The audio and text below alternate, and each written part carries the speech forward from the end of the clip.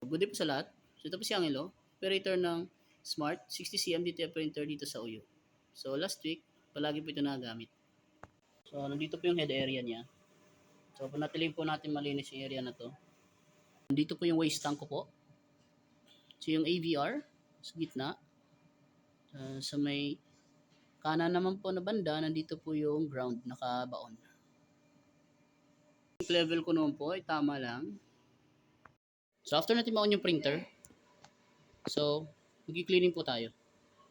Yung gamit ko po na mode sa cleaning ay normal. So after natin mag-cleaning, mag-nozzle test po tayo. So i-check po natin yung mga nozzle kung buo po yan. So pag nakita na po natin buo, pwede po tayo mag-start sa printing. So nandito po yung mga in-use supplies ko po. Mga nagamit. So nag-consume po ako ng cyan, isa. 2 bote ng white ink. 3 packs ng white powder. At 2 60cm DTF film.